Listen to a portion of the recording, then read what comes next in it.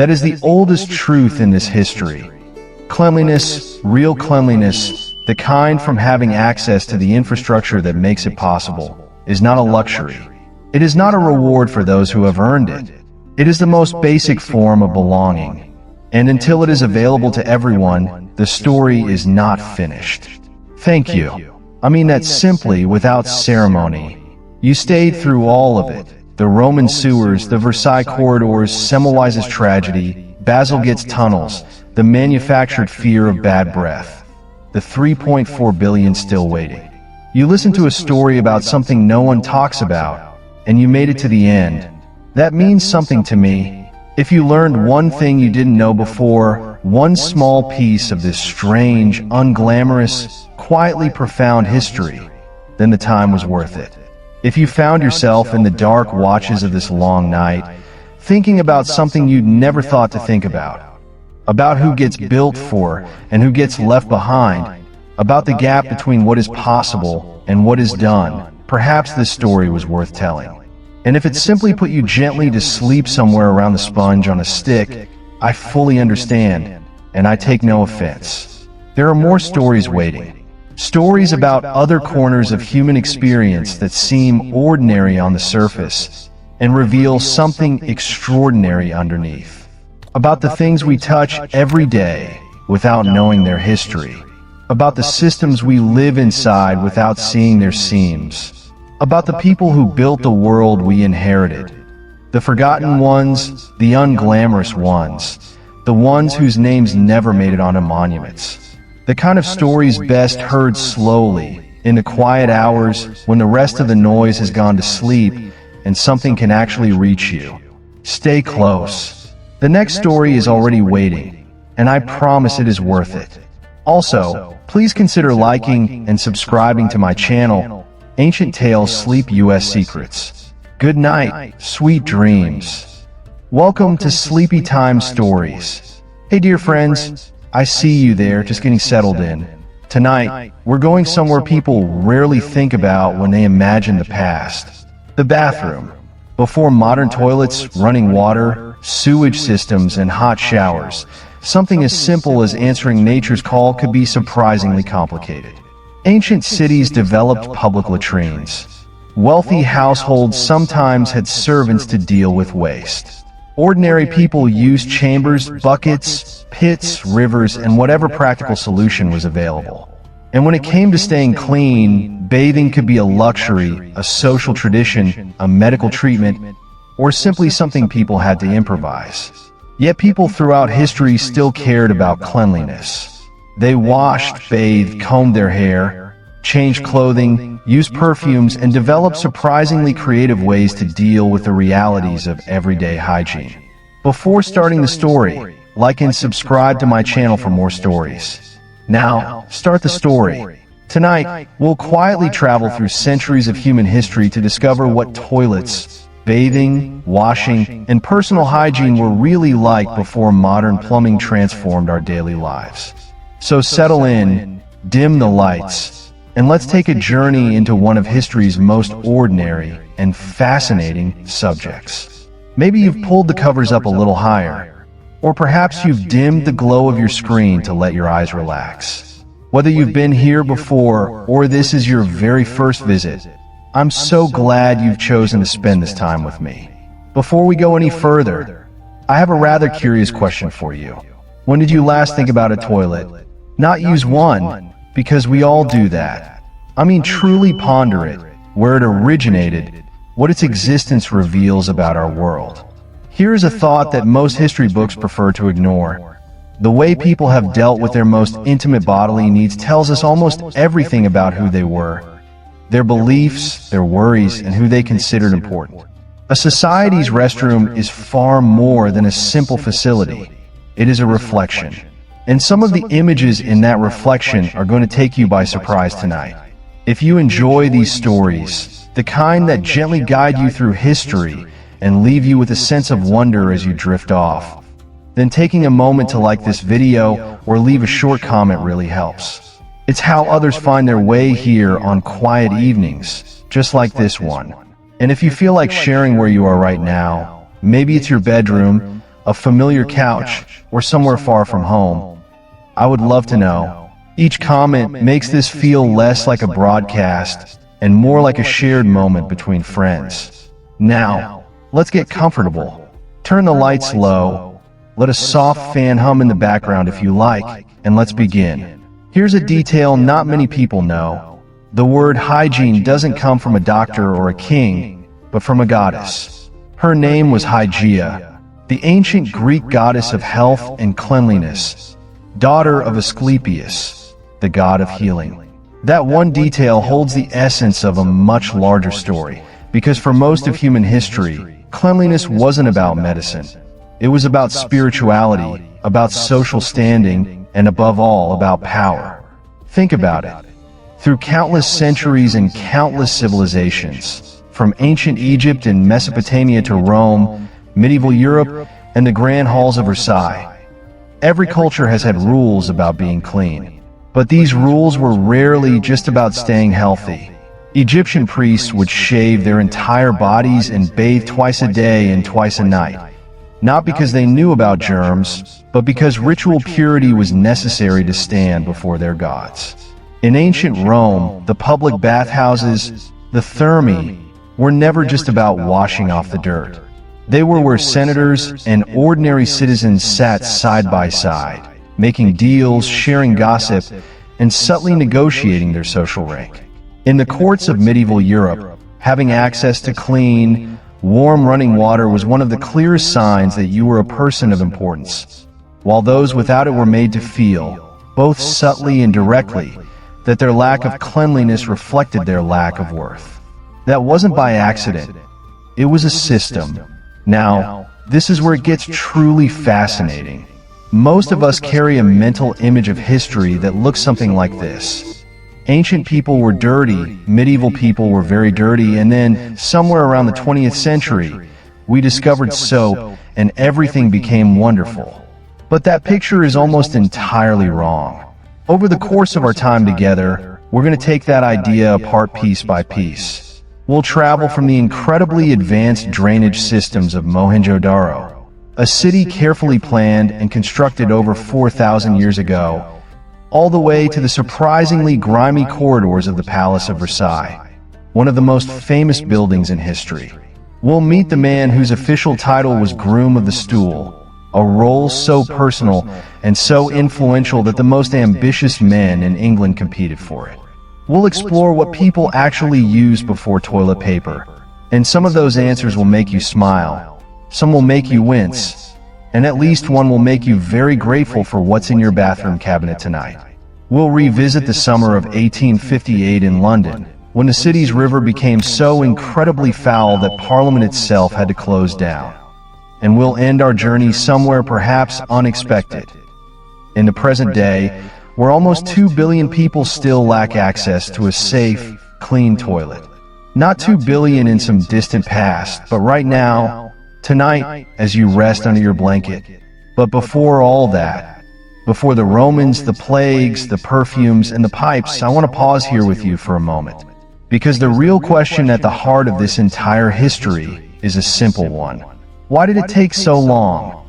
Humans have always been smart, resourceful, creative. So why did it take thousands of years of brilliant civilization to arrive at something as basic as clean running water and a private place to relieve oneself? The answer, when you examine the evidence closely, is not that people were ignorant.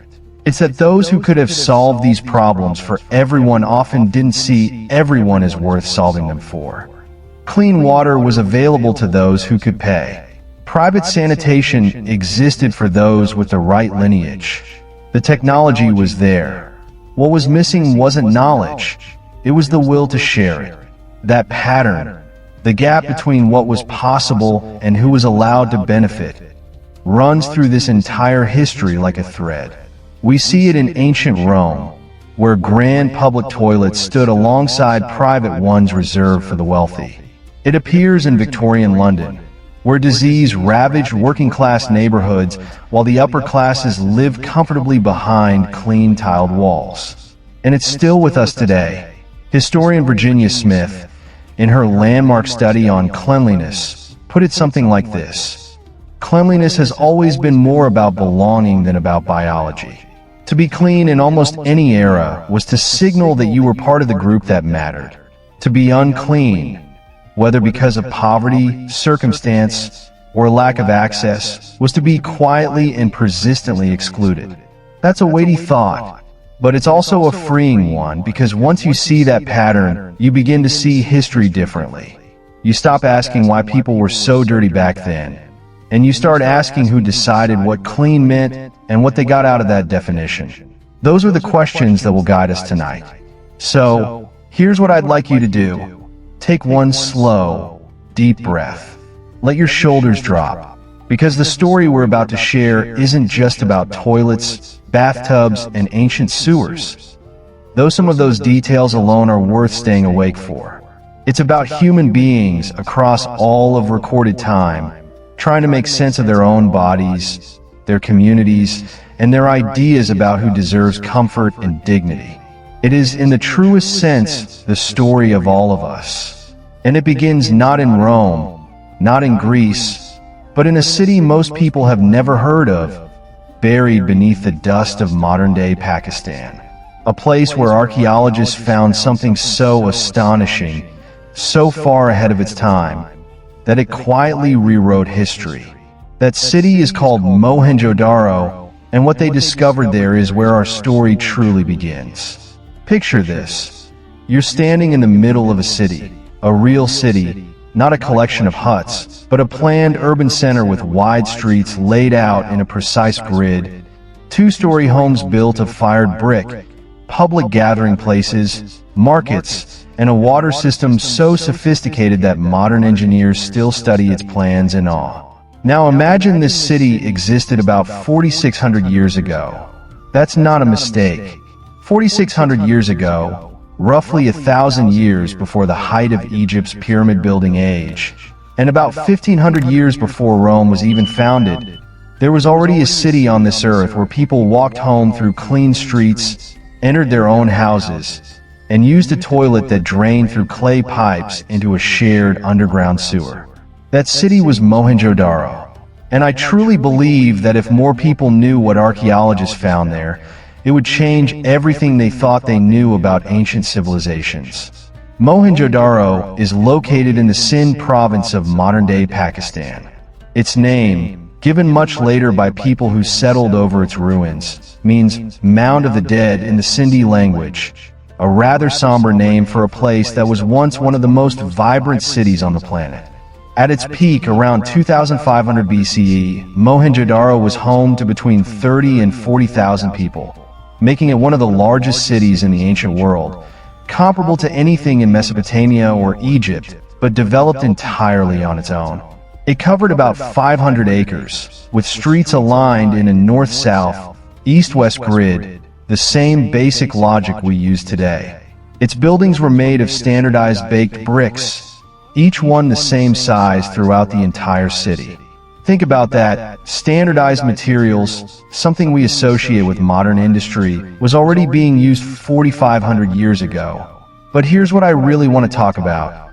When archaeologists began digging at Mohenjo-Daro in the 1920s, they expected to find something similar to other ancient sites. A few artifacts, tools, maybe a temple. Instead, they found something that stopped them cold.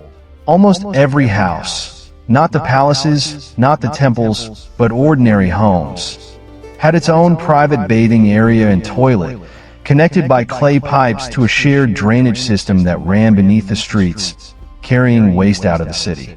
Sir Mortimer Wheeler, a renowned archaeologist of the 20th century, who worked extensively on the Indus Valley sites in the 1940s, put it plainly after seeing the sanitation infrastructure. He said the quality of the sanitary arrangements at Mohenjo-Daro could be envied by many parts of the world even in his own time, the 1940s. Let that sink in. A man who spent his career studying ancient civilizations looked at a drainage system built over 4,000 years before he was born and said it was better than what many places had at that moment. And he was right.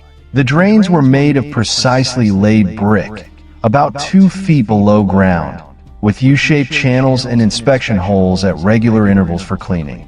There were cesspools at major intersections, with steps leading down for workers. The city had more than 700 freshwater wells, one for each small block of homes, supplying water not just for drinking and cooking, but for the system that moved waste away. By about 2700 BCE, roughly the same time the pyramids of Giza were being built, Mohenjo-Daro had standardized earthenware plumbing pipes, joined with asphalt to prevent leaks. Asphalt sealant on pipes in 2700 BCE. We have a tendency, myself included, to think of human progress as a straight, upward line. We imagine our ancestors as slightly less smart, slowly working their way toward our modern brilliance. Mohenjo-Daro doesn't fit that story. It suggests something more complex and far more interesting. That sophisticated thinking about public health and community infrastructure has been part of us for a very, very long time. We just haven't always chosen to use it.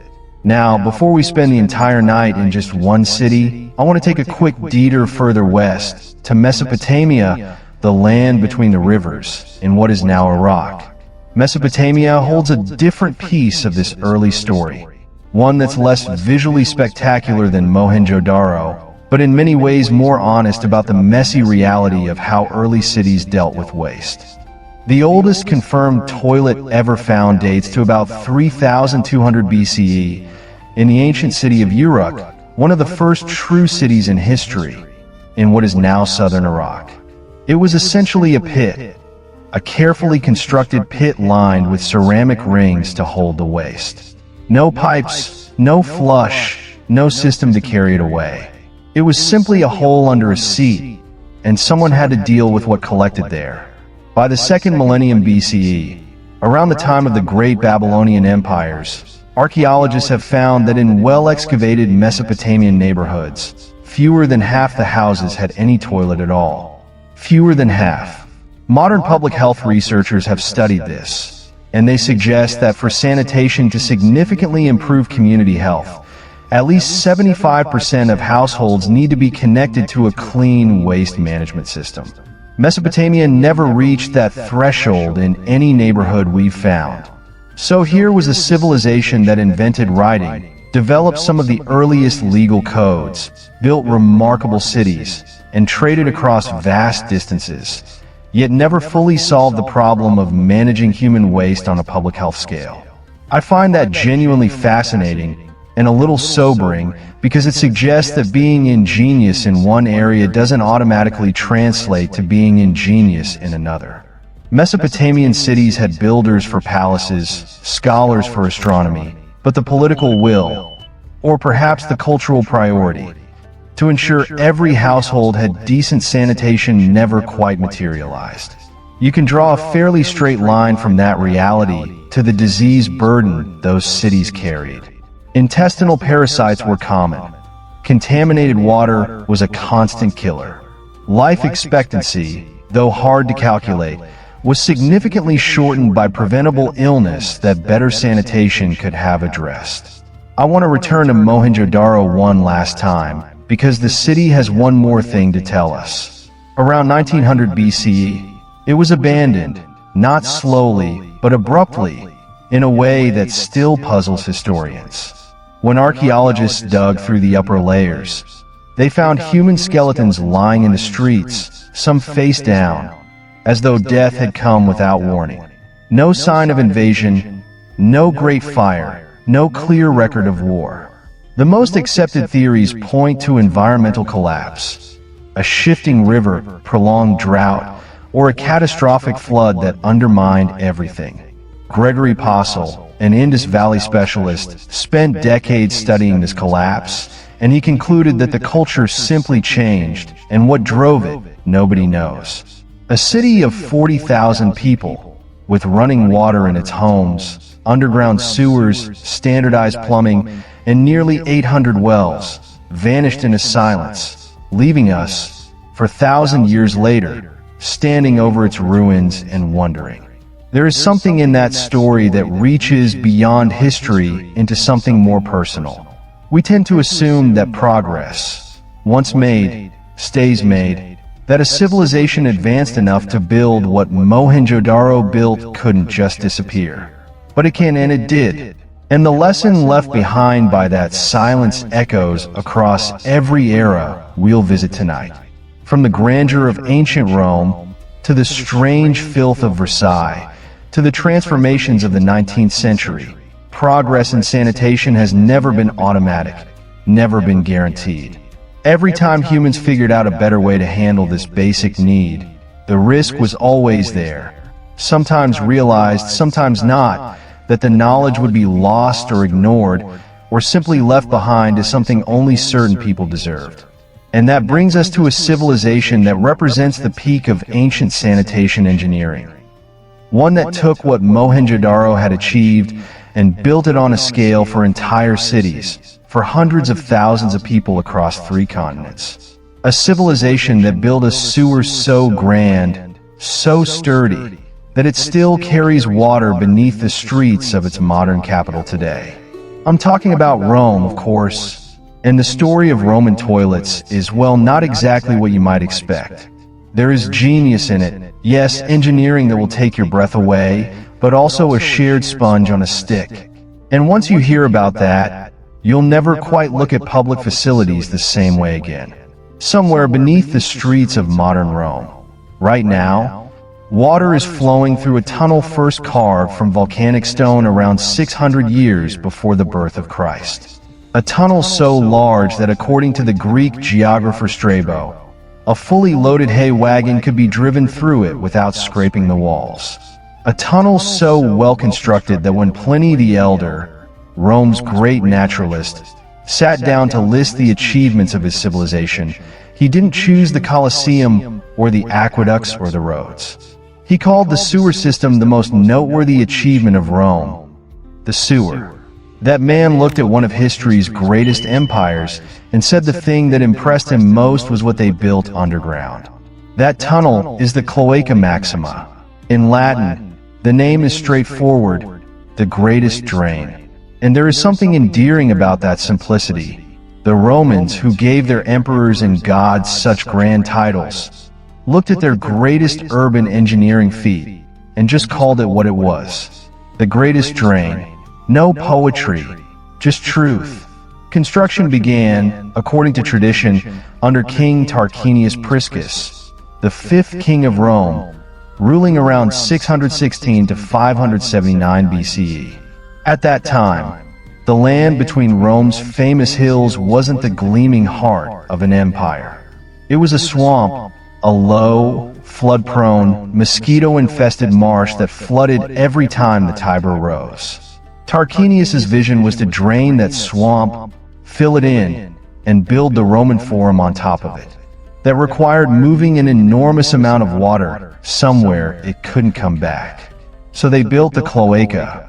Workers, a mix of slaves and ordinary laborers, dug trenches and lined them with massive blocks of volcanic tuff, each roughly 1.25 meters long and 30 centimeters thick. The initial channel ran about 100 meters, carrying runoff from the surrounding hills away into the Tiber.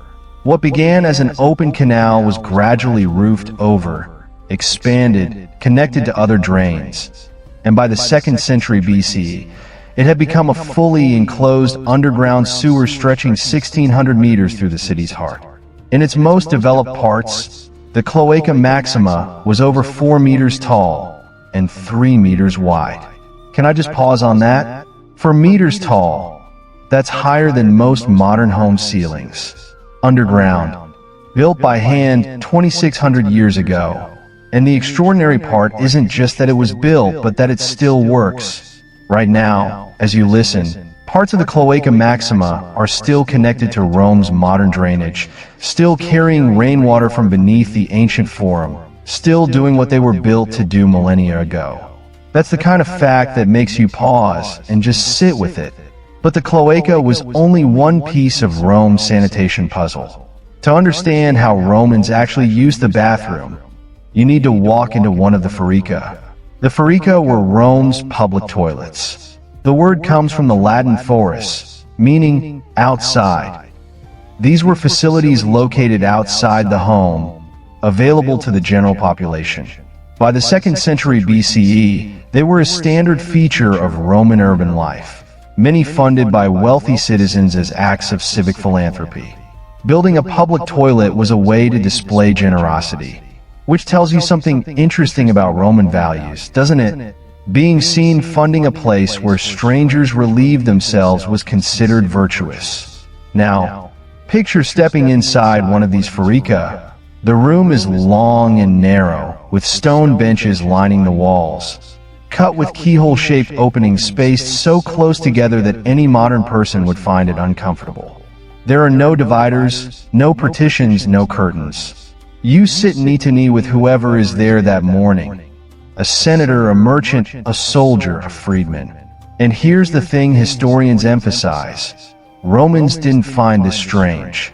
For a culture accustomed to public baths, open forums, and packed amphitheaters, privacy simply wasn't a priority the way it is for us. Privacy in ancient Rome was largely a luxury of the wealthy. The concept of being alone for such a basic act just wasn't part of common experience. But there was something else in those forica, a detail I've been hinting at. Running along the floor in a shallow channel, fed by a constant flow of water from the aqueducts, was a tool. A stick about 30 to 45 centimeters long, with a sea sponge attached to one end. The Romans called it a xylospongium, or sometimes a tersorium, which translates literally as a wiping thing. This was their equivalent of toilet paper. It was dampened in the water channel, used for cleaning, rinsed, and left for the next person. That's the moment to pause on. Rome, the city of aqueducts, marble temples, and 11 waterways bringing fresh water in. The Rome that Pliny called the greatest engineering civilization in history. That same Rome had its citizens sharing a single communal sponge in an open room. I'm not saying this to mock them. They had no concept of germ theory, no understanding of bacteria or viruses. They thought vinegar and salt water were enough to sanitize a shared tool. And in a world where no one knew otherwise, that reasoning was logical. But here's what modern scientists studying Roman latrines have found. Parasite eggs. Quite a lot of them. Studies of sediment from sites in Britain and Pompeii have found evidence of intestinal parasites like whipworm and roundworm at levels suggesting they were widespread health problems. One scholar put it this way: the Romans had extraordinary sanitation infrastructure, yet showed no reduction in parasites compared to cultures with much simpler systems. The xylospongium, far from protecting health, may well have been a highly efficient device for spreading disease. One shared sponge, dozens of users, no understanding of what passed between them. There is a poetry to that contradiction, and it says something important about the difference between infrastructure and knowledge. Rome built the tunnels, the water supply, the public toilets. They invested enormous resources in moving waste away. But without the knowledge of why that mattered at a microscopic level, without germ theory, they couldn't complete the picture. They were solving half the problem with breathtaking precision and leaving the other half untouched. That's not a failure of intelligence. It's a reminder that knowledge and infrastructure must develop together. One without the other only gets you partway. There is one more detail about the forica worth noting. The Romans were superstitious about their public toilets. Excavations across the empire have found incantations, prayers, and dedications to protective deities scratched into the walls. At a latrine site in Bath, England, a cursed tablet was found, where a Roman had appealed to the goddess Sulis to punish whoever stole his woolen gloves from the bathroom. Someone stole his gloves, and he wrote a formal curse calling on divine justice. I find that remarkable because it's so recognizable. People used the bathroom, people misbehaved, and other people were outraged. Some things transcend millennia. Here's another piece of the Roman picture. The forica were designed primarily for those who couldn't afford better. The wealthy had private toilets in their homes, connected to the sewer network, sometimes decorated with mosaics and frescoes. For them, going to the bathroom was a private, even aesthetically considered experience. For everyone else, it was a public affair in a dark stone room with one shared sponge. The same city, the same sewer system, two entirely different realities separated by wealth. That's not uniquely Roman, but Rome makes it visible in a way you can't ignore. I'd like to leave you with one image before we move on. Somewhere in Rome today, near the Ponte Rotto Bridge, you can still see the outfall of the Cloaca Maxima, the mouth of the tunnel where centuries of Roman waste met the river. It's not a grand monument. Tourists walk right past it. But it's been there, quietly opening into the same river since the days of kings. The things that keep a civilization alive, the unglamorous, underground things, are rarely the ones remembered. We remember the Colosseum. We forget the drain that made it possible to build it. Now we're about to leave Rome and step into a chapter of history with one of the worst reputations for hygiene in all of recorded time. And yet, as we'll discover, almost everything most people think they know about it is wrong. The Middle Ages, the so-called Dark Ages, are often pictured as filthy, plague-ridden, bath-averse. But what if that image wasn't history at all? What if it was a myth invented by later eras to make themselves feel more advanced? The answer is more surprising than you might think. When you picture a medieval person, not a knight from a movie, but an ordinary one, what do you smell? For most of us, the answer comes instantly. Something unwashed, something stale, like hay and mud and old wool.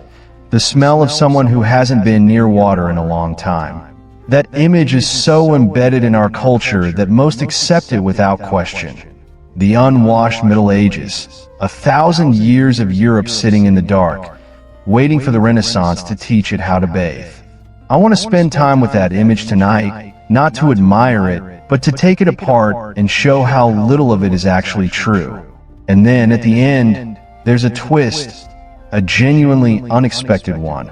The term Dark Ages was popularized by those who came after, who needed to believe they had risen from something low. It has roots in the work of Petrarch, the Italian poet of the 1300s, who looked back and described the centuries after Rome as dark compared to classical antiquity. But the idea really gained force much later, during the Enlightenment and Victorian eras, when writers crystallized the image of the medieval world as backward and filthy. Why? Because they needed a dark before to highlight their own after. Victorian self-confidence in railways, factories, science was brighter when contrasted with a past portrayed as ignorance. As scholar Tim O'Neill has pointed out, modern academic historians abandoned the term Dark Ages long ago because the evidence doesn't support it. The medieval world wasn't a void. It had its own learning, art, governance, and yes, hygiene. So, what was hygiene actually like? Let's look at something concrete. Paris in the 13th century, a city of maybe 1 to 200,000 people. One of the largest in the world at the time.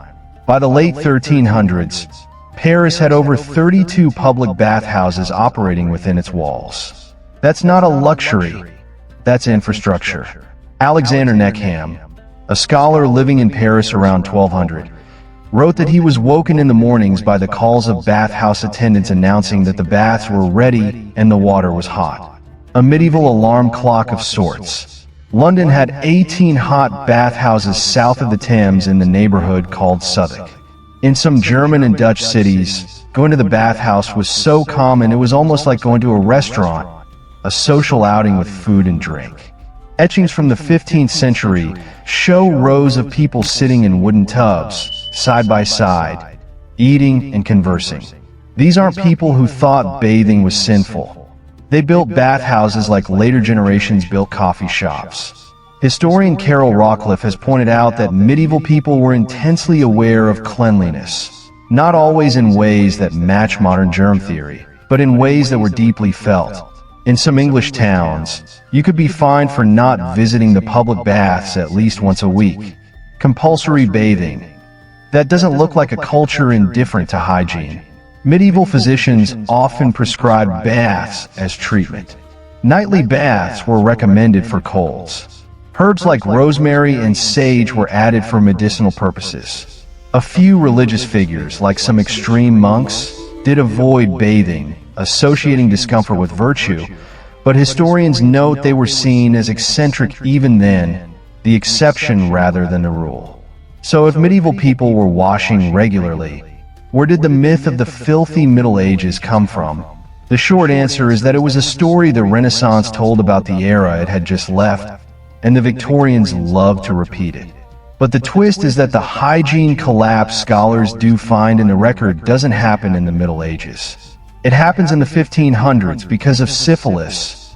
The disease arrived in Europe in the late 1400s with devastating speed. Its spread was linked to close physical contact, and public bathhouses, where people sat in close proximity and shared water, became associated with the illness. Fear did what fear does. People stopped going. Erasmus of Rotterdam, writing in 1526, described how a few years earlier, nothing was more fashionable in Brabant than public baths, but now they were all closed. The new plague taught us to avoid them. In just 25 years, a centuries-old social institution vanished. The consequences were significant. Once bathhouses closed, the custom of communal bathing didn't simply move home. It largely faded. Household inventories from the 16th and 17th centuries show bathing accessories gradually disappearing. Linen shirts became a replacement. The theory held that linen worn against the skin would absorb sweat and impurities. Changing your linen was the new bathing. The logic made sense to people without knowledge of germs. So the genuinely filthy era, when bathing fell out of fashion, was not the Middle Ages, but the Renaissance, the very era we hold up as a peak of achievement. Now, to return to toilets. While all this bathing history unfolded, people still needed to use the bathroom. In medieval Europe, solutions ranged from clever to terrifying. At the high end, in castles, monasteries, wealthy households, there was the garderobe. This was a small room built into the exterior wall, projecting outward on stone supports. Waste fell down an open shaft through the wall, ideally into a moat or river, away from living spaces. Castle builders positioned these shafts carefully to clear the masonry. Some designs stacked multiple garderobes on different floors sharing the same shaft. The name itself has irony. Garderobe literally means to guard the robes, as people would hang valuable clothing nearby because the sharp ammonia fumes were believed to kill moths and lice. Your wardrobe smelled like a bathroom, and your bathroom functioned as moth repellent. This seemed perfectly reasonable to everyone involved. But the garderobe had a darker side. Chateau Gallard in Normandy, built by Richard the Lionheart in the 1190s, was considered impregnable. When King Philip II of France besieged it in 1203, his forces found a way in, not through the gates, but through the garderobe shaft. Soldiers crawled up the waste chute, gained access, and opened the gates. The castle fell to men who climbed the toilet. It's not the only recorded instance of a fortress being compromised through its latrines. The garderobe, designed for efficiency, became a weak point. For ordinary city dwellers, the situation was less dramatic, but no less challenging. In a 13th century city like London, most households used a cesspit, a lined pit connected to a latrine upstairs. When full, these pits needed to be emptied by workers known as gong farmers. The name comes from the Old English gang, meaning to go. They worked at night, by law, digging out accumulated waste, loading it into carts, and hauling it outside the city walls to be sold as fertilizer. They were paid well. No amount would have seemed enough, and required to live outside the main city. They were essential, perhaps the most essential workers in the entire urban system. In 1409, London recorded a case of two gong farmers who suffocated in a deep cesspit, probably from trapped gases. Their names sit quietly in a city archive, two among thousands who made medieval London function by doing the work no one else would acknowledge. What strikes me most is this. Medieval people weren't indifferent to filth. They built bathhouses and garderobes and cesspit systems and employed entire guilds because they cared about managing waste. They just had different tools and knowledge. The myth of the unwashed Middle Ages is less a fact about that era than a fact about the eras that came after and what they needed the Middle Ages to have been. It's a reminder that history is not just what happened, but who got to describe it afterward. And that's worth sitting with. Because what comes next is perhaps the most extreme example. A moment when one of the grandest buildings in history concealed a secret so at odds with its gleaming facade that even its inhabitants couldn't fully escape it. I'm talking about Versailles. There is a particular irony that history reserves for the most beautiful things. The buildings we photograph most, the palaces we paint on postcards, the places people travel thousands of miles to see. These are sometimes the ones with the most complicated stories hiding just beneath the gilded surface. And I can't think of a better example than the Palace of Versailles. Louis XIV moved his court there permanently in 1682, at the height of his power. He had spent 2 decades transforming a modest hunting lodge into one of the most extraordinary buildings ever constructed. 700 rooms, 2,000 windows, 67 staircases, gardens spanning 250 acres. And between 3,000 and 10,000 people, courtiers, servants, diplomats, artists, guards, kitchen staff, living and working inside on any given day.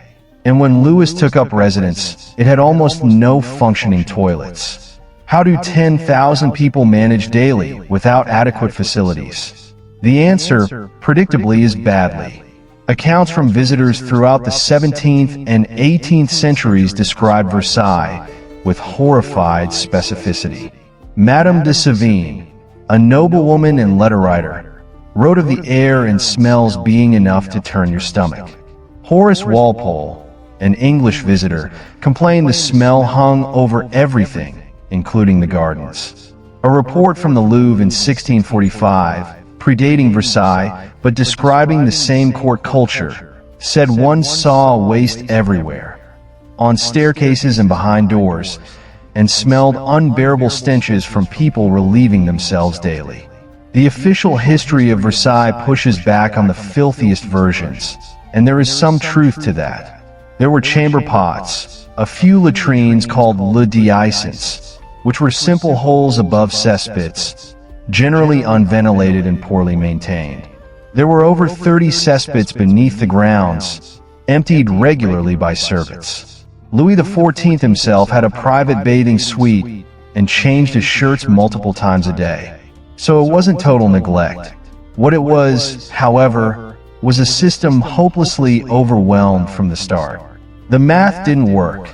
Thousands of people, a small number of latrines that regularly overflowed, a culture that, after the plague, had replaced water-based hygiene with linen and perfume.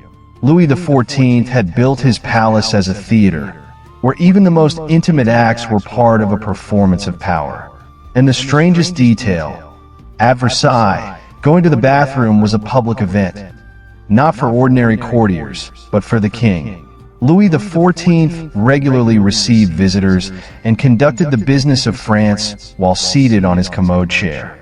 Having access to the king in that unguarded state was one of the most sought-after honors. To be admitted to the king's bathroom, to whisper in his ear during that most private moment, was power. This brings us to the English side because they got there first. In the royal court of England, beginning around the reign of Henry VIII, there was an official position called the groom of the king's closed stool. The closed stool was a portable commode, and the groom attended the king during its use, supplying warm water, linens, and remaining throughout. By every modern instinct, this sounds like the worst job in the palace, a position of humiliation. But historian David Starkey wrote that the groom, to our eyes, had the most menial of tasks, but his standing was the highest. Under Henry VIII, The groom was among the most politically influential figures in the realm. He had daily, intimate, unguarded access to the king. He overheard things, was trusted with things. The king relaxed in ways he couldn't in the full theater of court, spoke more honestly, was more himself. And you were there. Every ambitious courtier cultivated the groom. Several of Henry VII's grooms were knighted. One, Hugh Dennis, effectively managed the king's private finances, becoming one of the most powerful administrators in the country.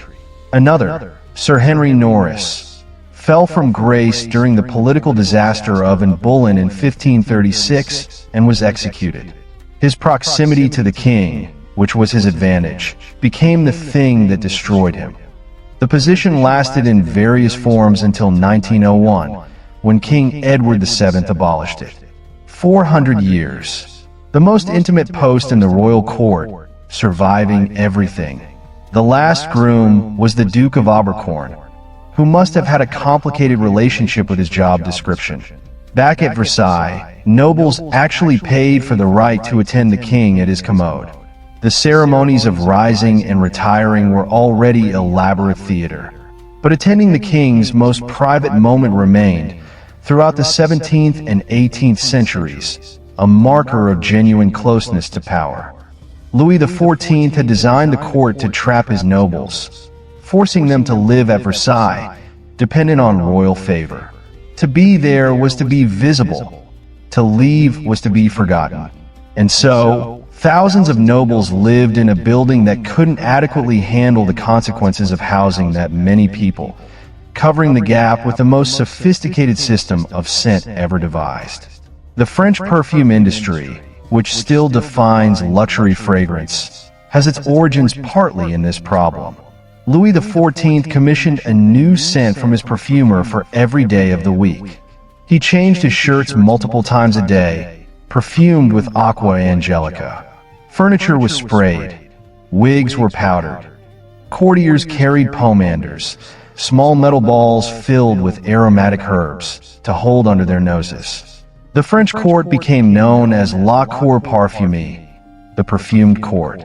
While that sounds elegant, it was at least partly a description of a solution, a fragrant answer to a problem with no other resolution. By 1715, Louis XIV's final year, a royal decree mandated that any waste found in the palace hallways be removed at least once a week.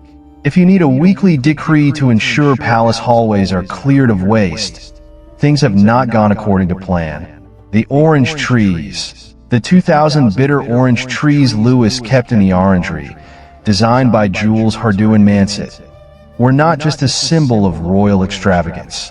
By the end of his reign, they were placed throughout the palace to help mask the smells no amount of perfume could conquer. There is something moving about that image. 2,000 orange trees wheeled through marble corridors, their scent floating through rooms where European history was made. He built the most magnificent palace in the world, and in the end he was trying to make it smell like a garden. Not for luxury, but because the alternative was unbearable. What I keep coming back to is that Versailles was built to demonstrate that human will could overcome nature.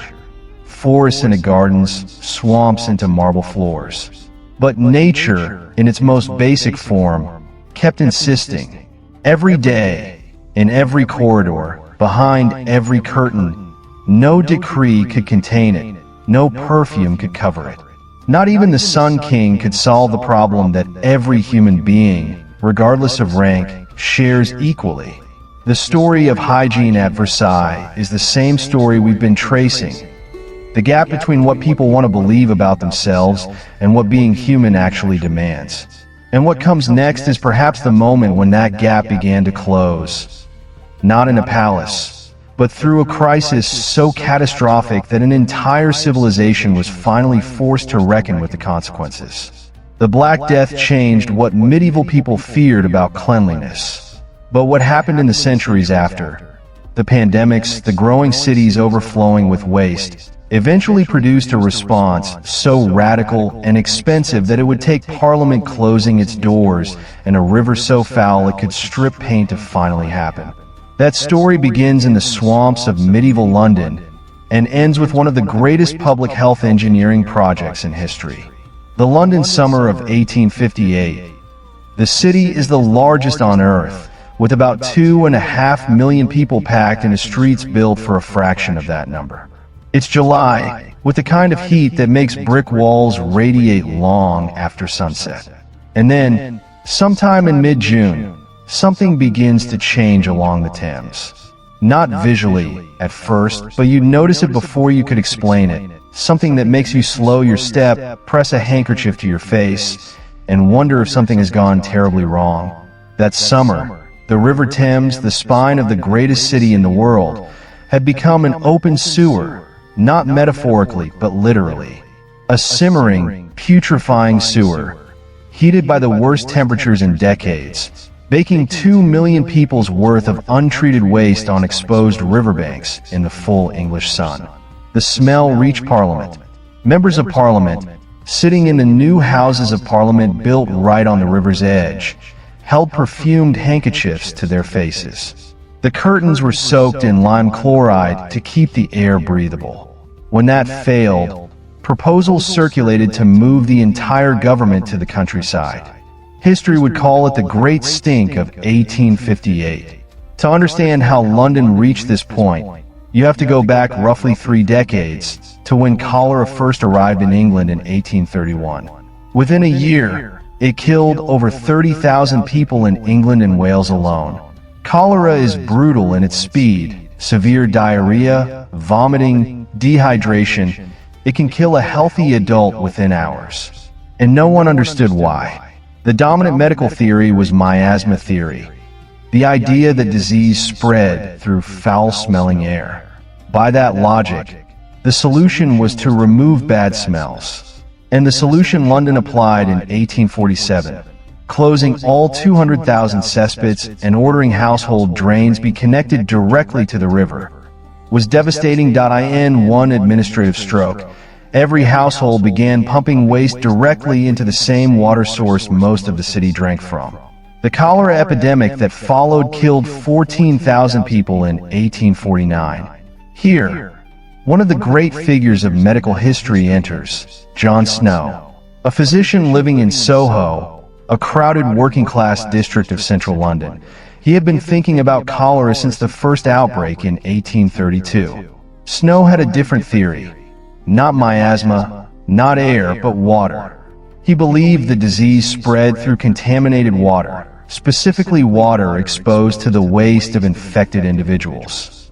His peers largely rejected this. His publication in 1849 went almost unread. Snow had to wait. His moment came in autumn 1854. On August 31st, a severe cholera outbreak began in Soho, near Broad Street. In the first 10 days, more than 500 people died. Snow was already working. He went door to door, collecting the addresses of everyone who fell ill, mapping the cases on a grid of the streets. The map told an undeniable story. The deaths clustered around one point, a single water pump on Broad Street. Snow also found 2 pieces of evidence that turned the map into proof. A widow in Hampstead, miles from Soho, had died of cholera. She had no connection to the neighborhood, but her family confirmed she had specifically requested water from the Broad Street pump because she preferred its taste. A bottle had been sent to her. She drank it. She died. And across the street from the pump was the Lion Brewery with 70 workers. Not one contracted cholera during the outbreak. Why? The brewery gave its workers a daily allowance of beer. Beer was brewed with boiled water. No one at the brewery was drinking from the Broad Street pump. Snow later established that the contamination came from a cracked sewer line less than a meter from the pump shaft. He presented his findings to the authorities on September 7th. They removed the pump handle. The outbreak subsided almost immediately. It was one of the most elegant demonstrations in the history of epidemiology. And yet, Snow's peers still largely rejected his theory. He was accused of being an enemy of sanitary reform because by rejecting miasma theory, Officials felt he was undermining the argument for cleaning the air. Snow died in 1858, the same year as the Great Stink. He was 45. He never received full recognition in his lifetime. But something happened that summer. Something even bureaucratic resistance couldn't deflect. Nature made the argument for him.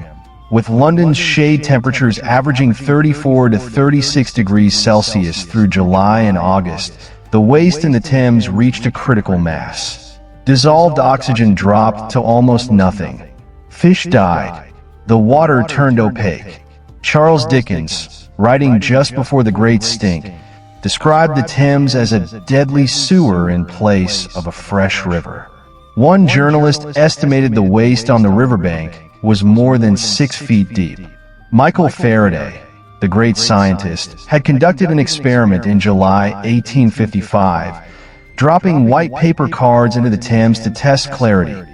The paper disappeared before it was fully submerged.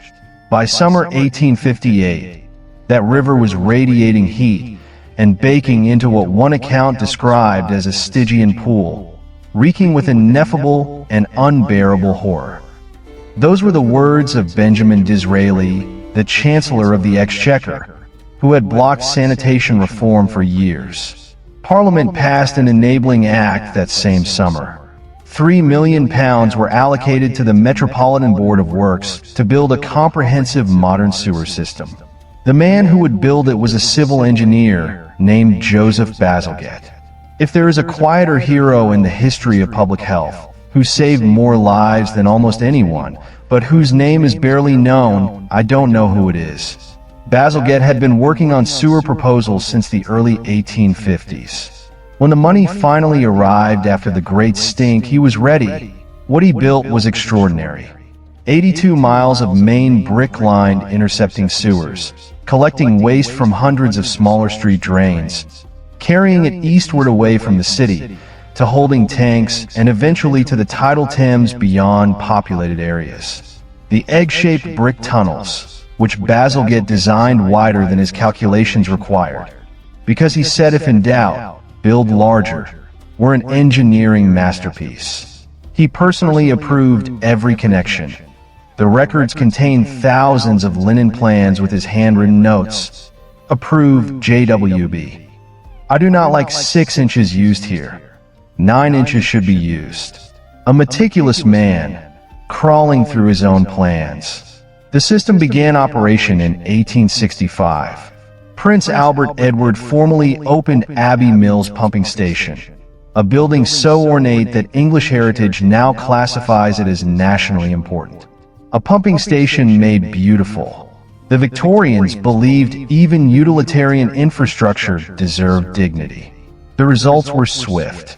The last major cholera outbreak in London struck in 1866, killing 5,500 people, almost entirely in the East End, the one district not yet connected to the new sewers. Areas served by Bazalgette's system were spared. It was final proof that Snow had been right. Cholera has not killed a single person in London since. I want to pause on that because what Bazalgette built solved the problem correctly for the wrong reasons. Parliament funded the sewers to remove bad air. They still believed in miasma. Bazalgette designed them to intercept waste before it reached drinking water, but he too was partly working within the miasma framework. And yet the result, removing waste from the water supply, accomplished exactly what Snow had said needed to happen. The right solution arrived through the wrong understanding. That is astonishing and humbling. It suggests that sometimes, perhaps more often than we admit, progress happens not because we fully understand, but because we finally do something and the doing turns out to be right, even when the reasoning isn't. The historian Peter Ackroyd described Bazalgette as one of the greatest heroes in London's history, not for any battle or political decision, but for what is buried beneath the city. He saved more lives than any Victorian military or political figure. A monument to Bazalgette stands today on the Victoria Embankment, which he designed and built as part of the project. The Latin inscription reads Flumina vincula posuit. He put the river in chains. The river that killed tens of thousands now flows clear enough for salmon and seahorses, both documented in the Thames in the last decade. From a baking cesspit of 2 million people's waste to a habitat for seahorses in about 150 years. What strikes me most about this story, the miasma debate, Snow's rejected maps, the Great Stink, Bazalgette building sewers for the wrong reasons, is how much of the progress in human sanitation has happened sideways. Not because someone fully understood the problem and solved it, but because enough pressure, biological, political, olfactory, sometimes literally unbearable, finally cracked the system open. That isn't a comfortable pattern. It means progress comes later than it should. People die in the gap between understanding and action. But it also means that catastrophe is sometimes not the end of a story. Sometimes it is the exact pressure needed to finally do what should have been done a generation earlier. Yet even with Bazalgette's sewers, a parallel story was unfolding. One less about infrastructure and more about ideas. Because you can build the perfect sewer and still not understand why it works. The deeper revolution, the one that truly changed what humans understood about cleanliness, disease, and bacteria, was happening in laboratories while Bazalgette laid bricks. And those driving it faced their own version of Snow's problem. Brilliant, correct, and largely ignored by institutions too invested in the old explanation to welcome a new one. That's where we're going next. But before we talk about laboratories and germ theory, I want to briefly revisit a moment in the 14th century that everyone knows the name of, but whose effect on hygiene history is rarely discussed. The Black Death. Between 1347 and 1352, bubonic plague swept through Europe with a ferocity still difficult to comprehend. Somewhere between 30 and 50% of the population died. In some cities, Florence, Venice, Avignon, the toll approached 60%. Bodies piled up. Social structures collapsed. The church, which had promised to explain suffering, struggled. And in the middle of this catastrophe, something remarkable happened. People started asking new questions. Catastrophe doesn't always destroy knowledge. Sometimes it generates it. When Philip VI of France asked the medical faculty at the University of Paris to explain who was most susceptible to the plague, the doctors gave an answer that was well-intentioned and completely wrong. People who took hot baths. They explained that heat and water opened the pores, and through those open pores, the pestilential air could enter. Avoid baths. That answer shaped European attitudes toward bathing for the next 4 centuries. But something else came out of the Black Death, something often overlooked. It paradoxically created the world's first systematic public health response. In Venice, officials watched the plague arrive on ships in 1347 and required incoming vessels to anchor offshore for a waiting period. Initially 30 days, then 40. The Italian 440 is quaranta, giving us the word quarantine. Born from medieval Venice's attempt to slow a plague it didn't understand, but could observe. In Milan, officials took even more extreme measures. Households with plague were locked shut, sick and well sealed inside. It was brutal, but Milan survived with lower mortality than almost any other major European city. Somehow, without germ theory or microscopes, these cities stumbled onto a correct answer through observation alone. If you keep the sick away from the well, fewer die. They couldn't explain why, but the evidence was before them. And this is the pattern running through hygiene history. Knowledge almost never moves in a clean line from question to answer. It lurches, stumbles into things, arrives at correct conclusions through reasoning that is partly or entirely wrong, and then takes generations to convince those who have already made up their minds. Nobody exemplifies this pattern more tragically than a Hungarian physician named Ignaz Semmelweis. It's 1846. Vienna General Hospital is one of the most prestigious medical institutions in the world, the training ground for Europe's finest minds. And in its maternity ward, women are dying, not at the rates expected for poor communities, but in the care of trained physicians, the best care available. They were dying of puerperal fever or childbed fever, an infection setting in within days of delivery, causing acute pain, fever, and often rapid death.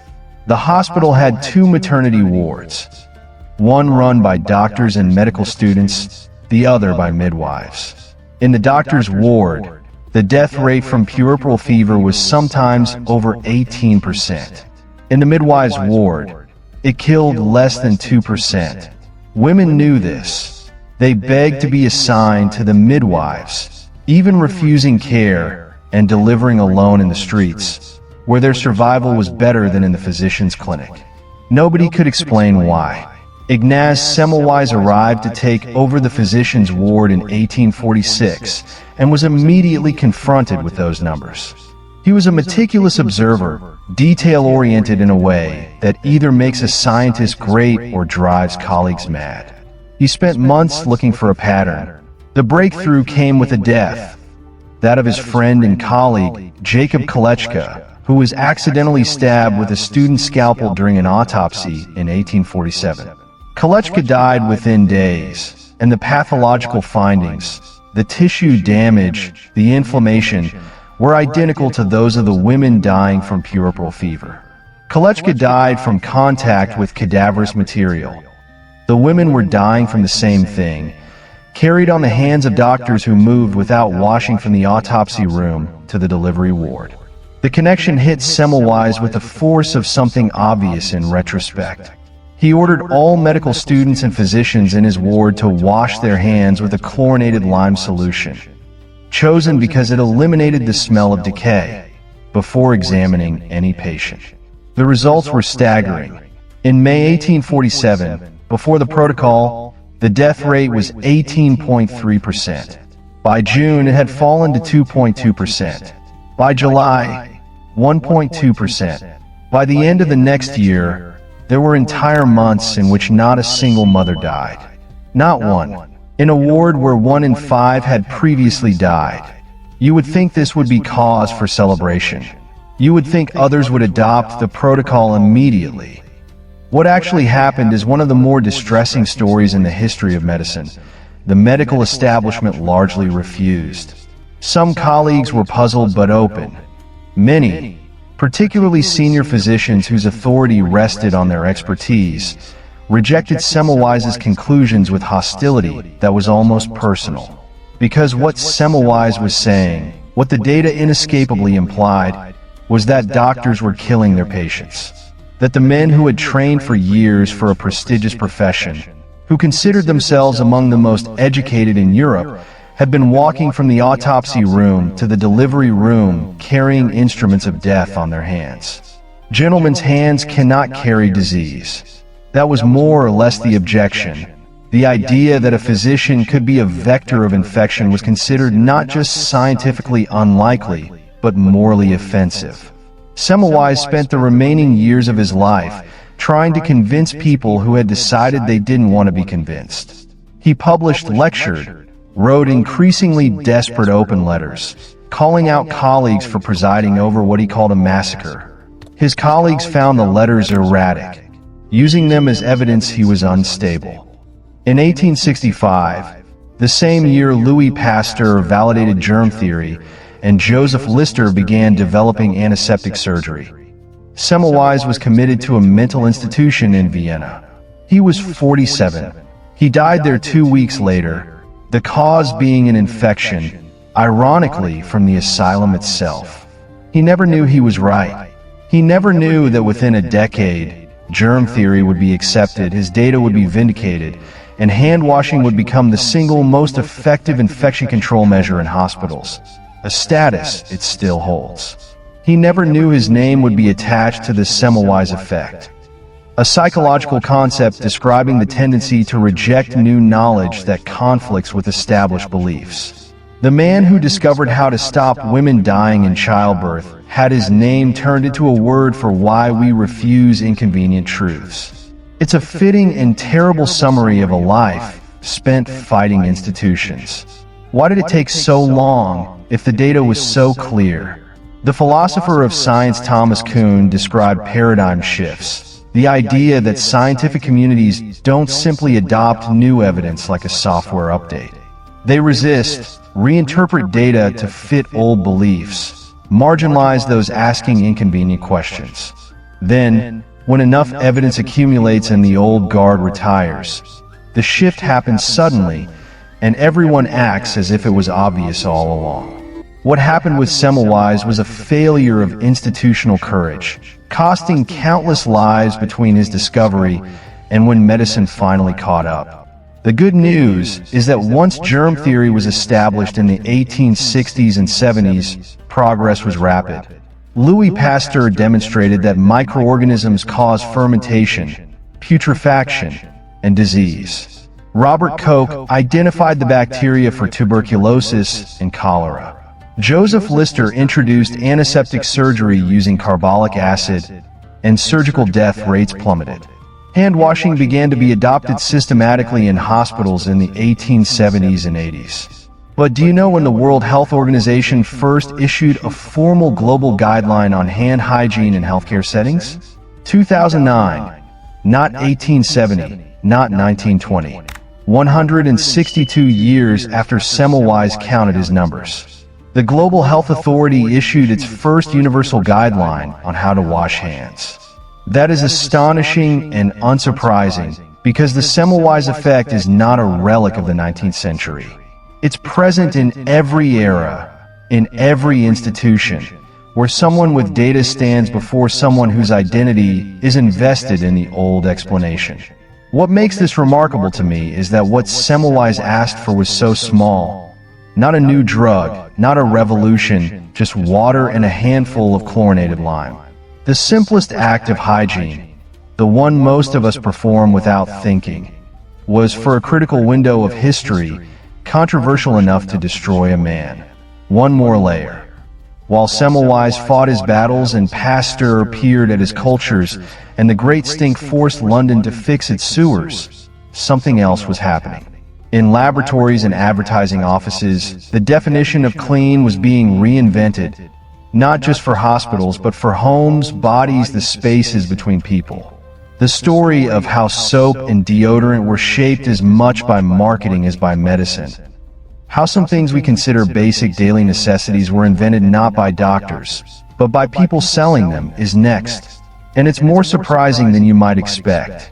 Something quietly extraordinary happens when a civilization finally figures out what's making people sick. It doesn't announce itself with a parade.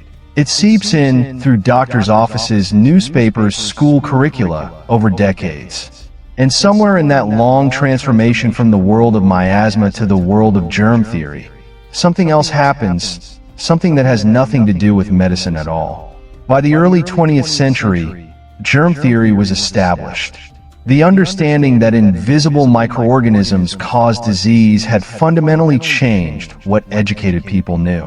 And into that new understanding, into that freshly open space of public anxiety, walked an industry that understood something well.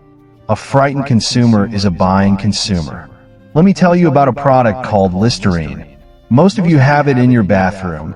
That aggressively medicinal bottle of amber liquid. You probably use it without thinking of its history. Listerine was invented in 1879 by a chemist named Joseph Lawrence, who named it after Joseph Lister, the Scottish surgeon who pioneered antiseptic medicine. The naming was intentional. It borrowed Lister's scientific credibility for a product initially used as a surgical antiseptic, then a floor cleaner, then a treatment for gonorrhea, then a cure for dandruff. The company was throwing darts. Nothing stuck. In 1921, annual revenue was about $100,000. Then something happened.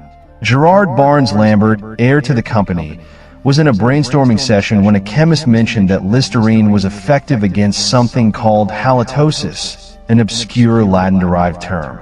Lambert stopped the room. He saw it immediately. Bad breath had always existed, but nobody had given it a medical name, framed it as a condition requiring treatment. Lambert understood that giving something a medical name turns it into a problem with a solution. and he had the solution. The advertising campaign that followed was masterful, not in a feel-good way, but in how precisely it understood human psychology. The ads featured characters, always a young woman, with one detail wrong. She was lovely, intelligent, kind, but she had chronic halitosis. And because of it, she was lonely. Her colleagues avoided her. The man she wanted didn't call. One ad asked, "Can I be happy with him in spite of that?" The genius wasn't the product, it was the anxiety it manufactured. Before 1923, most Americans didn't think of bad breath as a social catastrophe. Listerine didn't cure bad breath, so much as invent the fear of it. Within 7 years, annual revenue rose from 100,000 to more than 8 million. From floor cleaner to cultural necessity. Advertising scholar James Twitchell put it best. Listerine didn't make mouthwash as much as it made halitosis. When did you last check your breath before speaking?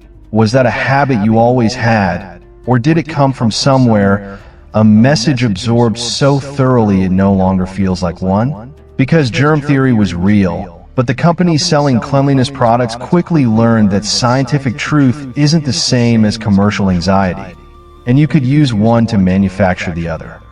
Around the same time, another product was doing something similar. In 1912, a young woman named Edna Murphy struggled to sell an antiperspirant invented by her father, a Cincinnati surgeon, to keep his hands dry during operations. She tried conventions, door-to-door, drugstores, nothing worked. In the early 1900s, most Americans managed perspiration with washing, dress shields sewn into clothing, perfume. Body odor was unpleasant, but not shameful. It was the natural consequence of being warm-blooded. What Edna did next changed that. She hired a prestigious advertising firm and gave them an almost impossible brief. Convince American women that a problem they'd managed for centuries now required a specialized product. The copywriter, James Webb Young, wrote a campaign for her product, now called Odor No, that appeared in Ladies' Home Journal in 1919. It addressed sweat by name in a women's magazine. Hundreds of women canceled their subscriptions in outrage. They found it vulgar, an insult to suggest their bodies produced offensive smells. Sales increased by 112%. The women were right. There was something invasive and calculated about it. Before Odor No, most people managed fine. The acute, almost phobic relationship modern consumers have with natural body odor was not natural. It was manufactured carefully, effectively. And then there's Lifebuoy. In 1933, Lever Brothers launched a campaign introducing 2 letters into American vocabulary that have never left. BO, body odor. Lifebuoy's radio ads played a low foghorn-like sound, a mournful, judging tone every time a character was secretly identified as having BO. The ads ran constantly. The foghorn was parroted in cartoons. With it came a new social terror. Not just that you might perspire, but that you might do so without knowing it, that others could smell you before you could smell yourself, trailing an invisible offense polite society would never tell you about. Historian Bill Bryson described these campaigns as creating a new category of anxiety out of things that had been simple parts of daily existence. And Lysol, which began in 1889 as a German disinfectant used for cholera, went perhaps the furthest. In the 1920s and 30s, it was marketed to American women as a feminine hygiene product, with ads suggesting that women who used it would preserve marital harmony. The historian Andrea Tone documents that these ads were selling a product positioned as a contraceptive douche, since direct contraceptive advertising was illegal.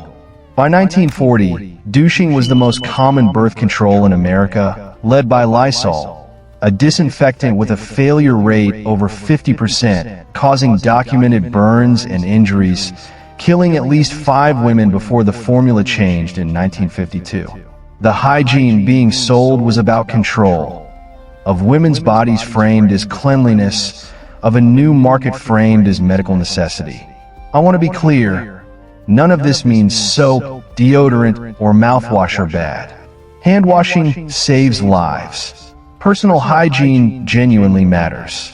But what happened in those advertising offices was the moment when legitimate science was harnessed to manufacture personal shame.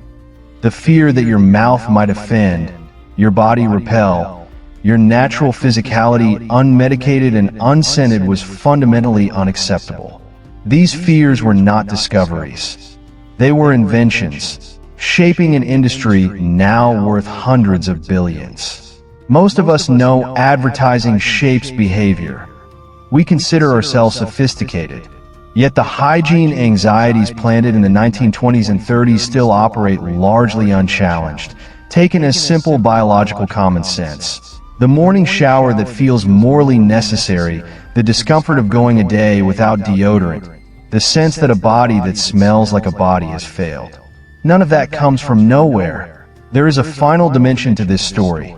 Through every era, from Mohenjo-Daro's private bathrooms to the Roman Forica, the medieval bathhouses, Versailles, Snow's map, Bazalgette's tunnels, Semmelweis's data, the question of who gets to be clean and who decides what clean means has never been purely about health.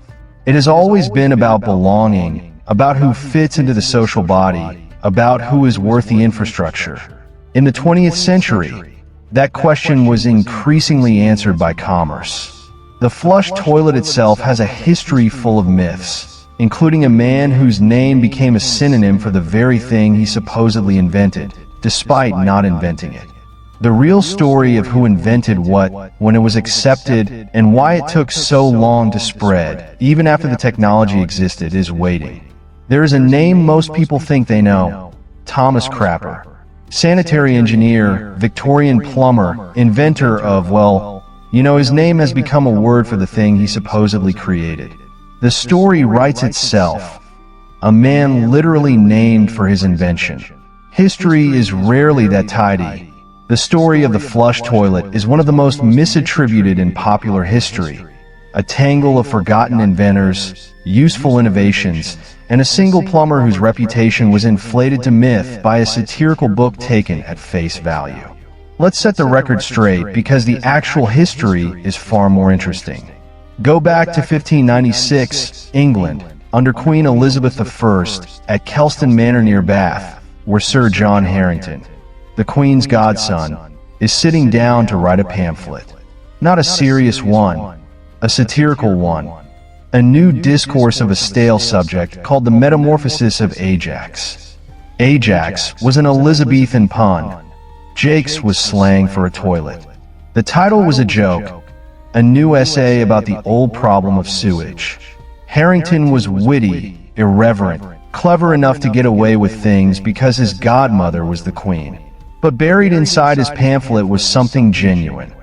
A detailed description of a flushing toilet he had actually built. His design used a raised cistern, a tank of water above the bowl, connected to a valve that, when pulled, released about 7.5 gallons of water downward, flushing waste into a cesspit.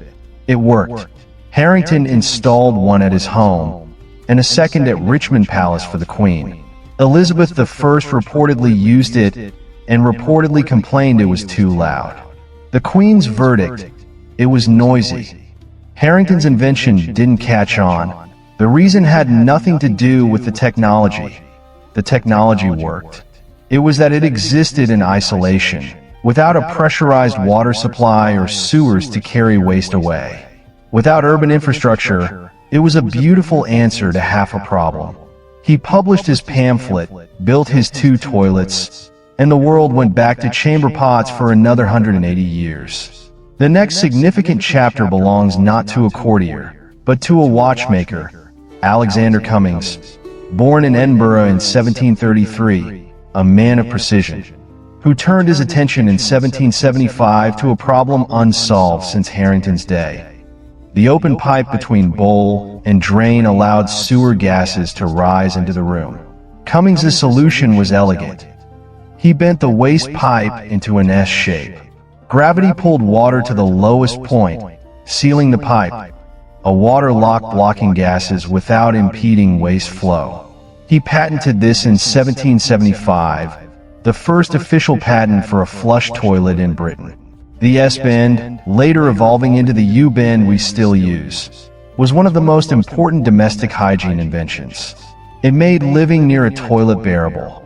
But even Cummings's invention couldn't transform daily life, because again, the infrastructure wasn't there. Sewers were rare, water supply unreliable. For most people, an indoor flush toilet remained an expensive curiosity. Which brings us to a moment I find delightful. 1851, the Crystal Palace, the enormous glass and iron structure built in Hyde Park for the Great Exhibition, the world's first international trade fair, organized under Prince Albert.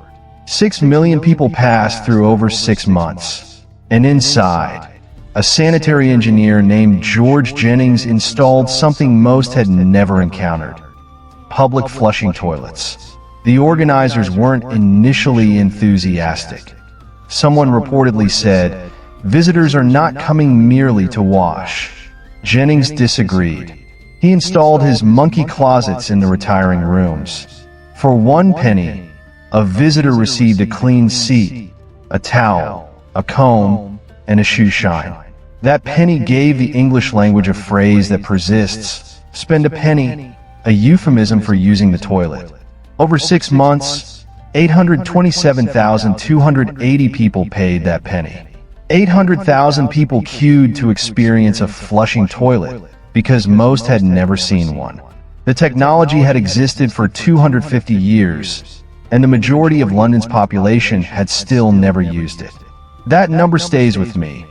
800,000 in London in 1851, 7 years before the Great Stink, with Bazalgette's project being debated, with cholera epidemics past and future. A flush toilet was still extraordinary enough that people paid and queued for the experience. The technology of cleanliness has never been equally distributed. The Crystal Palace moment was the beginning of a shift, not just in infrastructure, but in expectation. Once 800,000 working-class Londoners experienced a flush toilet, political pressure to make it universal became harder to ignore. Thomas Crapper himself was real. Born in Yorkshire around 1836, apprenticed as a plumber, and built a successful business as a sanitary engineer.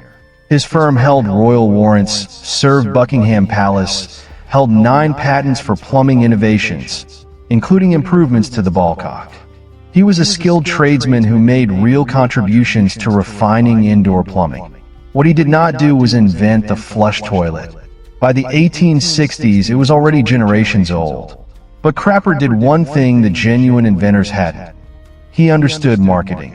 His shop on the King's Road in London was one of the first to display bathroom fixtures in a window, set up as in a real bathroom, visible from the street. Displaying a toilet in a shop window was considered eccentric, almost scandalous. People weren't supposed to acknowledge such things in polite public space. Crapper put them in the window. He brought the toilet out of the closet, literally. And decades after his death in 1910, a writer named Wallace Rayburn published a satirical book in 1969, Flushed with Pride, the story of Thomas Crapper, inflating his role to comedic proportions. Many readers took it seriously, and the myth metastasized. Thomas Crapper, inventor of the toilet.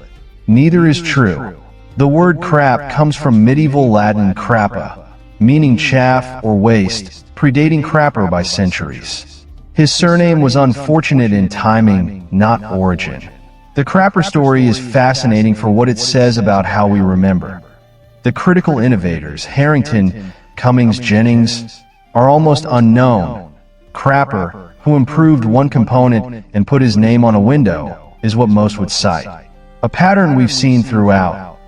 Those who move the needle, Semmelweis, Snow, Bazalgette, rarely have names in common usage.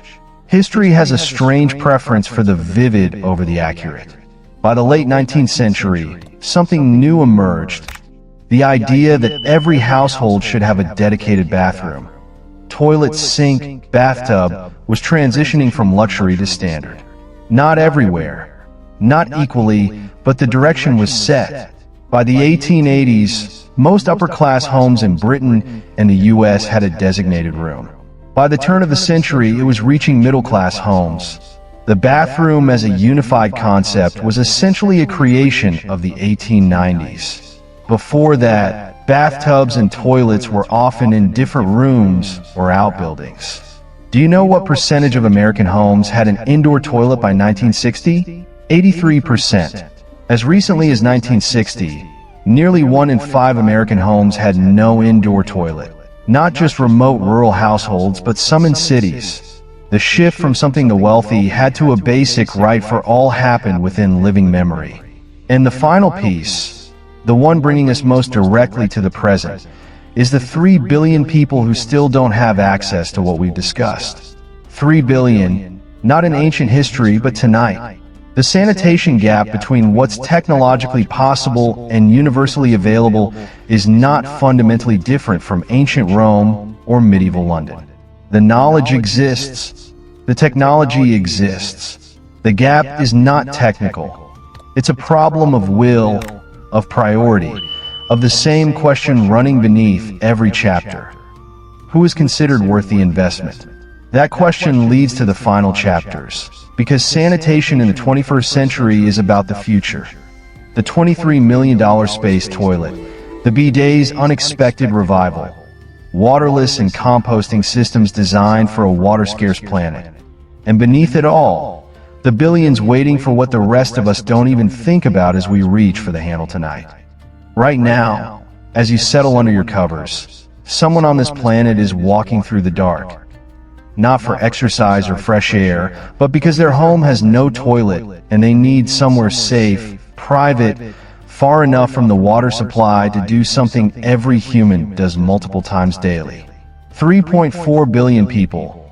The current estimate from the WHO and UN, about 43% of the global population, still lacks safely managed sanitation. Of those, 354 million practice open defecation, meaning exactly what it says: fields, bushes, riverbanks, the same rivers downstream villages may drink from. I want to hold that number, because this is one of those facts staggering in the abstract and easy to forget in the particular. We've moved through thousands of years of history: Roman sewers, medieval bathhouses, the Great Stink, Semmelweis's data, the Crystal Palace, Crapper's showroom. And the story has felt like progress. But the present-day number should make us pause. It is not ancient, not medieval, not Victorian. It is from a report published in the year you're listening to this. And it sits with this fact. According to the WHO, unsafe sanitation is responsible for about 564,000 deaths per year, largely from diarrheal disease. More than 700 children under 5 dying every single day from conditions linked to contaminated water. 700 children a day from something the technology has existed to prevent since Mohenjo-Daro built private bathrooms 4,500 years ago. The gap between what is possible and what is universal is not a technical gap. We know how to build toilets, sewers, treat wastewater, provide clean water. The infrastructure is not mysterious. It is expensive. It requires sustained political will, but it is not beyond human capability. The World Bank estimated closing the global sanitation gap would require about $46 billion per year in urban areas. That sounds enormous until you consider the United States spends approximately $850 billion per year on its military. The technology is not the barrier. The will is. Which brings us to the other end of the spending spectrum. While 3.4 billion live without safe sanitation, NASA spent $23 million developing a single toilet for the International Space Station. 11 to 12 million each. The Universal Waste Management System, a name given with full seriousness, was delivered in autumn 2020. I don't say this to mock the endeavor. The engineering challenges of managing human waste in zero gravity are extraordinary. In space, there is no down. Gravity can't pull waste away. The space toilet uses airflow. A vacuum system begins pulling air and anything else away from the user into chambers. Solid waste goes into bags. Liquid is collected, sterilized, and recycled. Astronaut Jessica Meir described it cheerfully. We recycle about 90% of all water-based liquids on the space station, including urine and sweat. Today's coffee is tomorrow's coffee. I respect the mission and that she said it aloud. The $23 million redesign was driven partly by feedback from female astronauts. Earlier designs were built for male anatomy, and women have been working around limitations for decades. The redesign included new funnel geometry and ergonomic features from direct input from female crew members. It illustrated a theme running throughout this story. Who gets considered and designed for shapes, whether infrastructure works for everyone or only the assumed default user. It appears in the Roman Forica, the wealthy avoided, in Victorian bathrooms reaching the upper class first, in post-World War II housing where indoor plumbing arrived in white neighborhoods before black ones, and in a space toilet that worked poorly for anyone not built like its engineers. Now, back to Earth. Something is happening with hygiene that hasn't received enough attention. The bidet is making a comeback. For decades, particularly in the US, it was considered a European eccentricity. The American relationship has historically been one of cheerful, baffled indifference. Then in spring 2020, toilet paper shelves went empty. The panic buying stripped stores across North America with a speed that surprised supply chain specialists. In that moment, a significant number of Americans had their first real conversation about bidets and why much of the world uses them. Bidet sales increased by more than 260% in the US in early 2020. A niche product became temporarily the most visible alternative to a suddenly absent item. The interesting part, of all modern bathroom features, the bidet is arguably the oldest and most globally established. The earliest appeared in France in the 1600s, not long after Harrington's flush toilet, as wash basins kept in bedrooms with chamber pots. The word comes from the French for small horse, presumably from the posture. By the 18th century, bidets were standard in French aristocratic homes. Marie Antoinette owned an elaborate one. Napoleon reportedly used one, while European cultures and eventually Japanese culture, where the technology was perfected into the heated, self-warming, music-playing marvel of the modern washlet, embraced water as a cleansing agent, America went comprehensively in the toilet paper direction. Partly marketing, partly plumbing standards, partly cultural momentum. Once a habit is scaled, it's difficult to dislodge. The COVID toilet paper moment wasn't enough to fully change that momentum, but it planted a seed. Bidet attachment sales have remained significantly higher than pre-pandemic levels. A small shift that, if it continues, might look significant in another decade. And beyond bidets, something more fundamental is shifting. The conventional sanitation model, flush toilet connected to sewer and treatment plant, is extraordinarily water-intensive. A standard flush uses 6 to 13 liters. A person flushing 5 times a day consumes 30 to 65 liters of water just for flushing. In a world where water scarcity is a pressing issue, that volume is increasingly difficult to defend. The Bill and Melinda Gates Foundation has spent hundreds of millions on the Reinvent the Toilet Challenge, a global competition to develop toilets that don't rely on running water or sewers and are self-contained enough to deploy anywhere. Promising designs exist. Some use high-temperature combustion to sterilize waste. Others use biological processes to convert it to compost. Some are container-based for dense and formal settlements where conventional sewers are impractical. None are fully scaled. None have reached the 3.4 billion who need them. But the work is happening, and it represents a shift in priorities that would have seemed unusual a generation ago. One more statistic. Of the 37 million people in urban and formal settlements, slums, favelas, shanty towns surrounding most major cities in the developing world, the vast majority have no sanitation infrastructure. Nairobi's Kibra settlement, one of the largest informal communities in Africa, has a sewer system designed for 800,000 people, but the population exceeds 4 million. 80% of households have no sewer access. In a functioning, internationally connected capital city, people manage their basic needs in conditions not different from a medieval London peasant. The same gap. Who is worth the infrastructure? I keep returning to that question. It is the thread through this entire story. Ancient Rome built magnificent public toilets for the poor, so the wealthy wouldn't have to see them. Medieval cities fined people for not visiting bathhouses, but had gong farmers and cesspits without protection. Victorian London built Bazalgette sewers after the smell became too great for Parliament. Versailles covered the smell of 10,000 with perfume, and let the decree handle weekly clearing. Every era finds the same solution. Build for those whose discomfort matters most, and manage the rest however convenient. The question of our era is whether we'll do something different. And I want to end this part with something genuinely hopeful. The arc of sanitation history, for all its stops and reversals, does bend.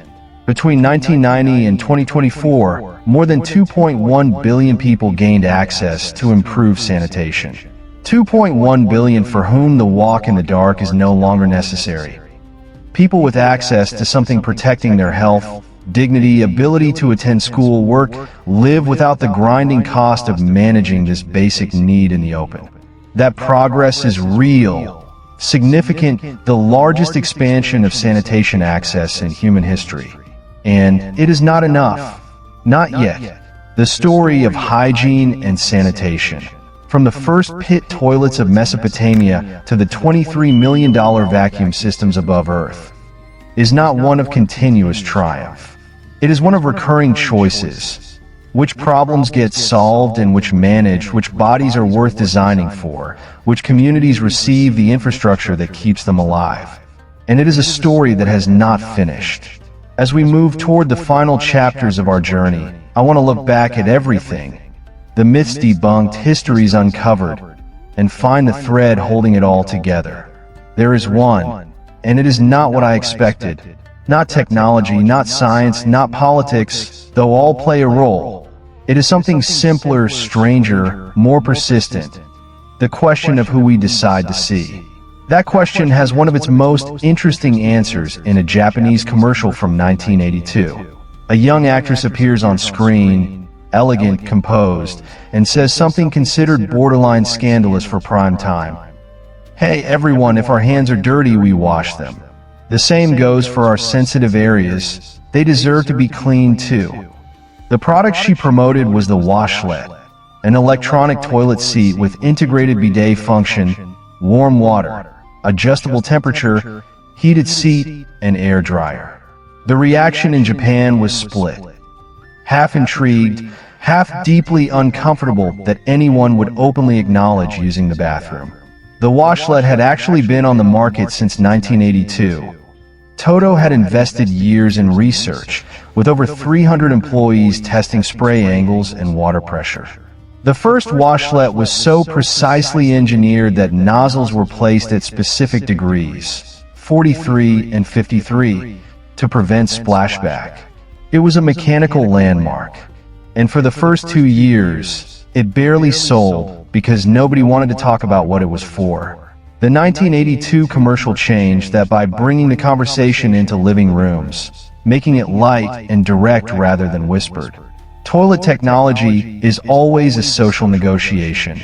The flush toilet took 200 years to move from Harrington's invention to widespread adoption, not because of engineering, but because of infrastructure and social norms. The washlet's journey from invention to most Japanese homes took about 18 years.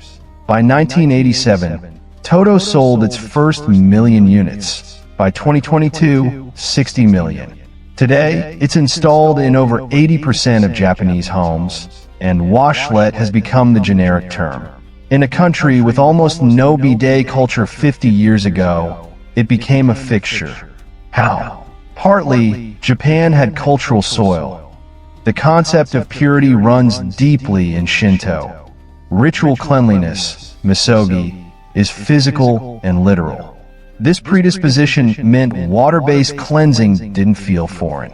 Compared to the US, where toilet paper is so embedded that a pandemic shortage was needed to make Americans curious. Why do certain hygiene habits feel natural when they are clearly not universal? The bidet/toilet paper debate is a window into something larger. How deeply any culture embeds its hygiene choices into the architecture of what feels normal, and how difficult it becomes to examine those choices from outside. Americans find bidets strange. Much of the world finds toilet paper incomplete. Both positions feel self-evident from inside. None are written in biology. Now, to the other end of the economic spectrum. In 2014, the government of India launched a national program, the Swachh Bharat Mission or Clean India Mission, with the goal to make India open defecation-free by 2019.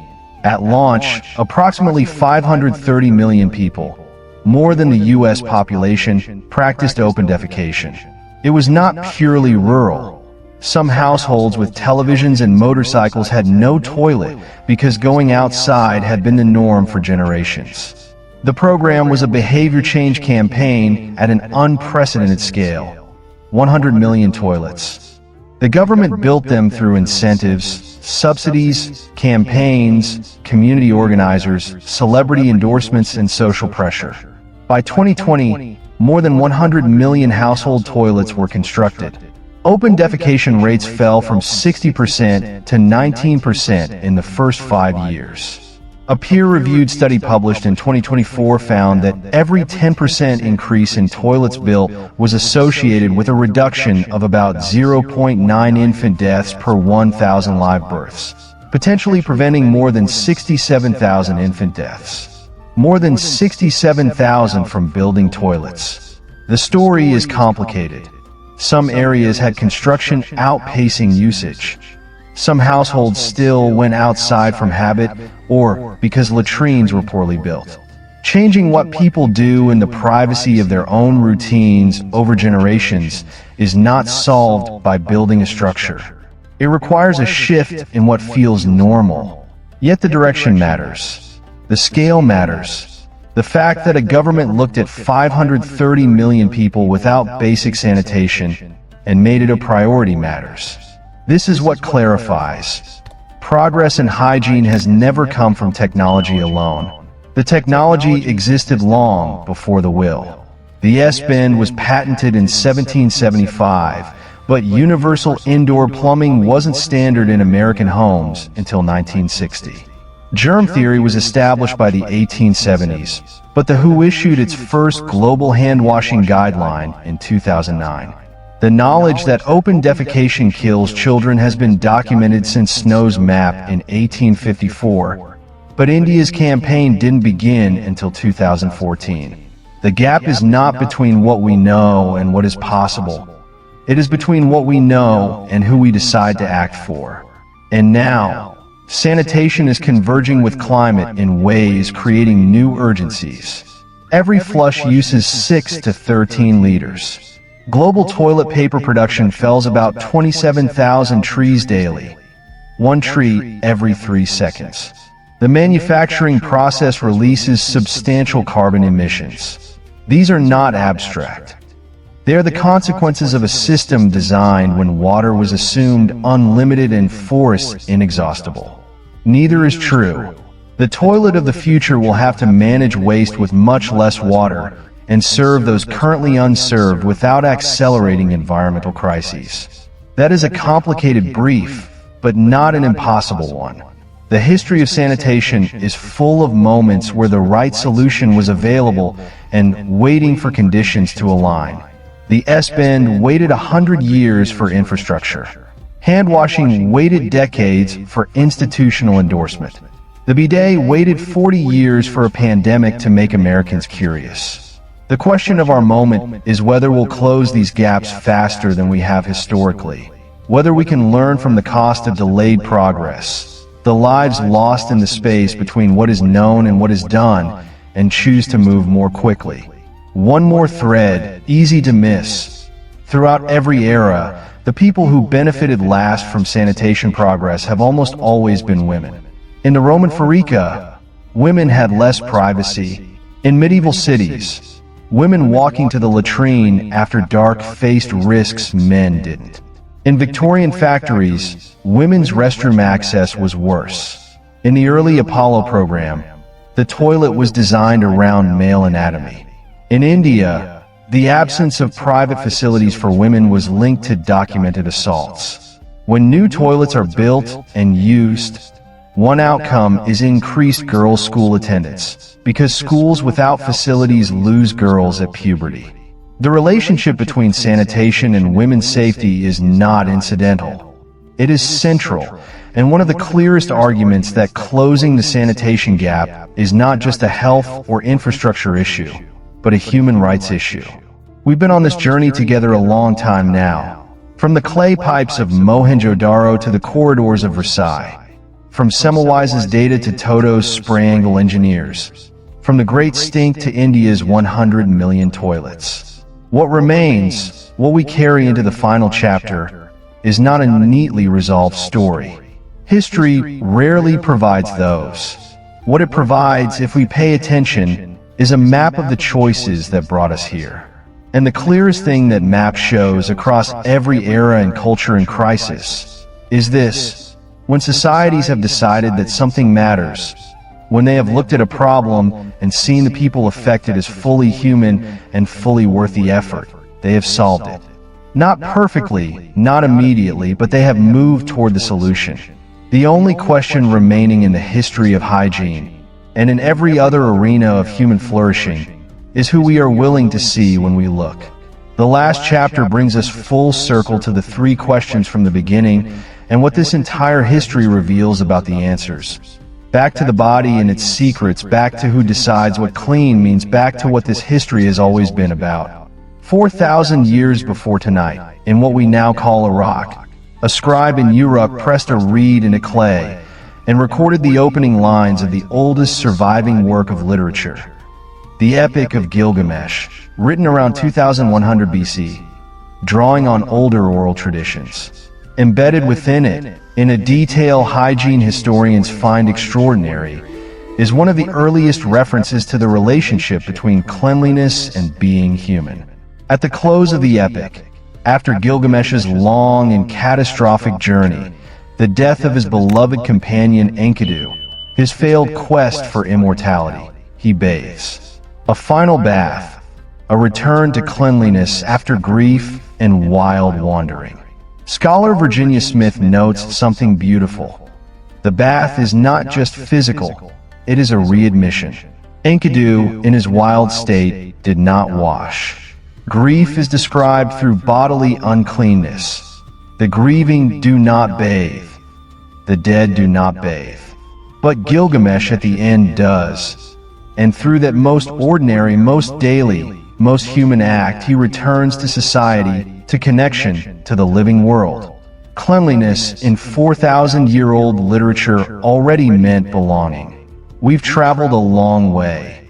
From the mud brick drains of Mohenjo-Daro, still more sophisticated than what most of the world had for thousands of years, to the Roman Foria, where citizens sat shoulder to shoulder and the greatest sewer in history carried their waste to a river some then drank from. We've been to medieval bathhouses, social institutions that provided affordable health care and community to people history later decided were too dirty. We've walked the perfumed corridors of Versailles, where even using the bathroom was a performance of power. We've stood in 19th century London where the river was so foul Parliament couldn't function, and watched a meticulous engineer approve every pipe of a system that still works. We've met Semmelweis, who proved hand-washing saves lives and was committed to an asylum for his trouble. We've watched a company invent the fear of bad breath and turn that fear into $8 million of revenue. We've met the gong farmers of medieval London, the essential workers who kept the city from drowning, and the groom of the stool, whose access to the king's private moment made him one of the most powerful men in England. And we have sat with the 3.4 billion people who are still waiting, All of it comes down to a single thread: the question of who counts. That is what has determined the trajectory of sanitation history more than any scientific or engineering innovation. When Rome decided its citizens needed public toilets, it built them well. When the same Rome decided certain people could relieve themselves in the street, it passed a law saying the streets had to be cleaned once a week. And that was that.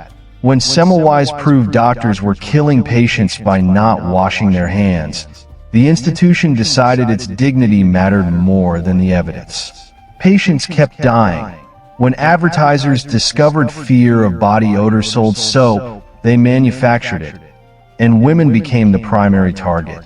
When NASA needed a space toilet, they built it for male anatomy, and female crew members worked around the design for decades. When nations have decided that access to safe sanitation matters, when they have pointed resources and will at the problem, things have moved remarkably fast. India built 100 million toilets in 5 years. The world connected 2.1 billion people to improve sanitation between 1990 and 2024. Countries that once had almost no infrastructure now have systems rivaling wealthier neighbors. Not because technology arrived, but because someone looked at the people who needed it and decided they were worth the effort. Let me ask you something as we near the end. Think about your bathroom. Not ideally, but the actual one. The tile, the water temperature, the bottle of soap you've used for years without thinking. Think about the last time you woke at night and walked, half asleep, slightly annoyed, to the toilet and back. What would it mean to not have that? Not in the abstract, but specifically tonight. To dress, walk outside, find somewhere in the dark, knowing the nearest water might not be clean, the nearest private space might not be safe, that this is simply the arrangement that has always existed and always will, because nobody with the power to change it has seen your situation as requiring their attention. I'm not asking to make anyone feel guilty. Guilt doesn't build a sewer. I'm asking because it's the most direct route to understanding what this history is about. When we know what it means to have access, when we feel briefly what it would mean to lack it, we understand why the question of who counts is not abstract. It is practical, daily, urgent. It is answered in policy, infrastructure, budget allocation, by people who may never have asked what it would feel like to be on the other side. The most remarkable thing about the arc of this history is that cleanliness has always been about belonging. Scholars find this across cultures and millennia. The clean body was the social body. The clean space was the safe space. To be clean was to be part of the community, to be in the group that mattered, to have access to the infrastructure making daily life possible. And the inverse has always been true. Those deemed unclean for reasons of poverty, caste, race, gender, illness, were excluded, often deliberately, from the infrastructure that would have allowed them otherwise. The uncleanliness was not the cause of the exclusion. The exclusion was the cause of the uncleanliness. That distinction matters enormously as we enter the next chapter of human civilization. With its climate pressures, water scarcity, growing cities, economic gaps, AI, reinvented toilets, space-age plumbing. The lesson is not complicated. It is embarrassingly simple. Progress in sanitation has happened when humans decided that other humans deserved not to live in their own waste. Progress has stalled when that decision was not made, or made for some and unmade for others. The technology is available. The knowledge is available.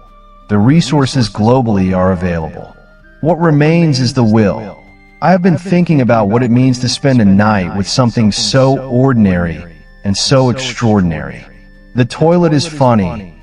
There is something absurd about the seriousness of discussing it.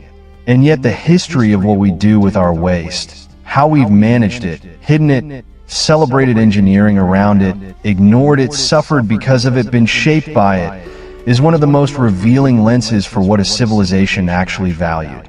Not what it said it valued, not what it built monuments to, but what it was willing to solve, for whom, at what cost.